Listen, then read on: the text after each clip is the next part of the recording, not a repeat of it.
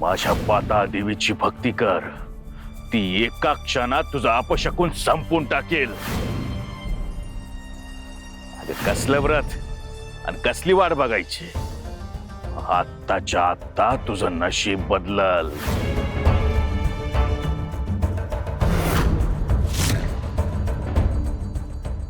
जर मी पाताळदेवीची भक्त झाले तर खरंच माझी समधी दुःख एका झटक्यात दूर होतील. मग मी तसं का नाही करायचं? एवढं कठीण व्रत, एवढा उपास आणि शेवटी काहीच मिळालं नाही तर?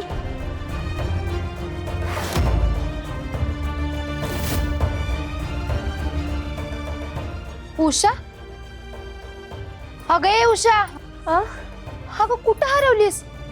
अगं किती वेळापासून आवाज देते म्या. काय नाही. मला सांगणार नाहीस होय? अगं तुझ्या चेहऱ्यावर दिसतंय तुझ्या मनात काहीतरी चाललंय.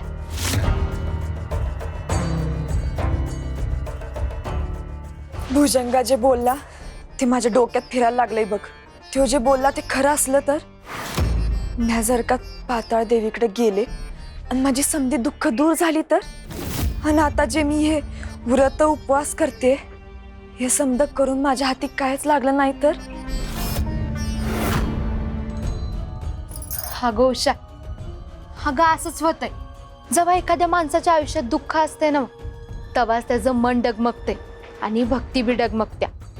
बरं अशा वेळेस आपण ठामपणे उभं राहायचं, कारण भक्तीची हीच खरी परीक्षा असते. अगं पण तुळजाई लवकर मदत का करत नाही? हे एवढे उपास एवढे व्रत का करायला लावती? अगं तुळजाईनं सांगितलं आहे ना बघ, हे आपल्या कर्माचं भोग असतात. कधी ह्या जन्माचं, कधी गत जन्माचं, तर कधी आपल्या पूर्वजांच्या कर्माचं. जोवर ह्या भोगांचा हिशोब संपत नाही तोवर चांगल्या काळावर आपला हक्क नसतोय. म्हणून तुळजाई योग्य येळ येईपर्यंत थांबते. पण दुसऱ्या वाटेनं सुख मिळालं तर? अगं येळेच्या आधी मिळालेलं सुख कधीच टिकत नाही. त्याला नजर लागत्या, ते हातात येतंय आणि निसटून बी जातंय. पण तुळजाईनं योग्य वेळी दिलेलं ते कायमचं असतंय आणि त्याच्यावर विश्वास ठेवायचा असतोय. खरंच ग, मी उगाच मनात वेगळे वेगळे विचार आणत होते बघ.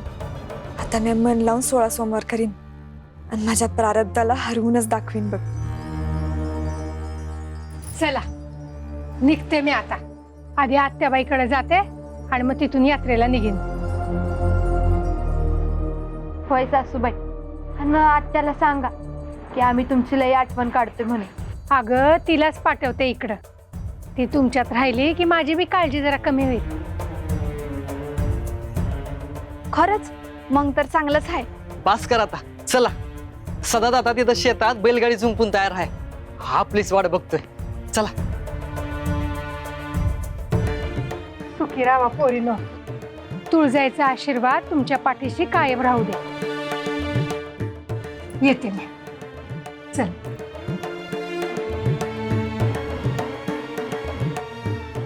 बरं, मी आधी येते आता. उद्यापासून 16 सोमवारचा व्रत चालू होणार आहे. आजच समधी तयारी करायला पाहिजे. चल मी आबी येते, मला बी पाणी आणायला जायचंय.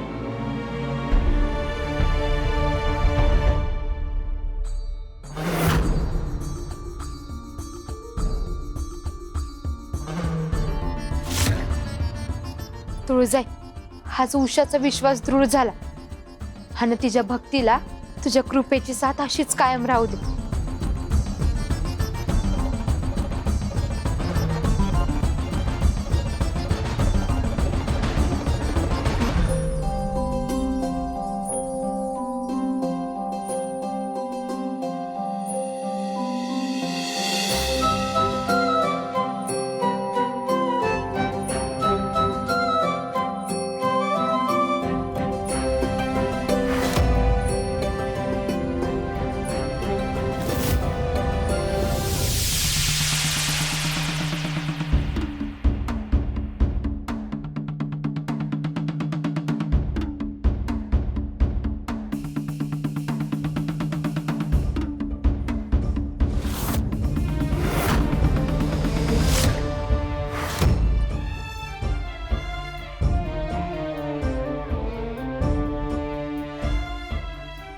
पुन्हा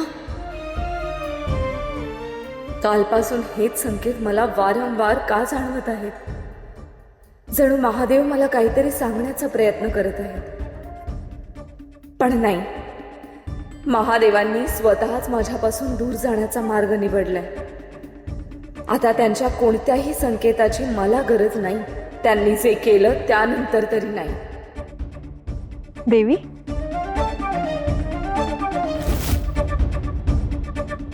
तामसी, आज तुला यायला उशीर का झाला? देवी, ते वाटेत ओवी भेटली होती. तिच्यासोबत एक मनुष्य होता. ती सांगत होती की तो गावात नवीन आलाय.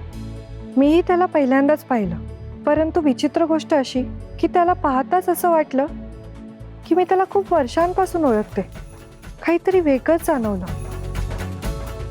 तामसी, तुला अशा जाणीवा नेहमीच होत असतात. अहो देवी, असं काही नाही. आणि मी काय प्रत्येक वेळी असंच म्हणते का? यावेळी खरंच काहीतरी वेगळं वाटलं. उलट तुम्हीच माझी थट्टा करत आहात. बरं, तुझं म्हणणं मान्य, परंतु आता त्या विचारात रमून चालणार नाही. चल आवरूया, लोक आपली वाट पाहत असतील. हो देवी, आजच्या कथेची उत्सुकता सगळ्यांनाच आहे. मग चल, आपल्या भक्तांना जास्त वेळ वाट पाहायला लावणं योग्य नाही.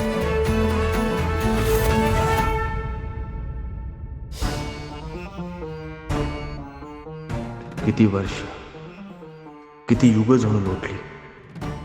आज पुन्हा आमच्या तुळजाचं दर्शन होणार. नियती, आज इतकी तरी कृपा कर.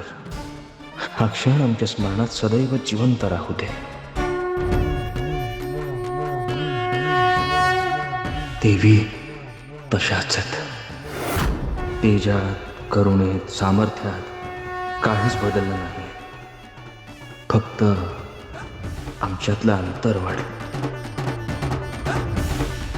आई राजा, आई राजा, आई राजा.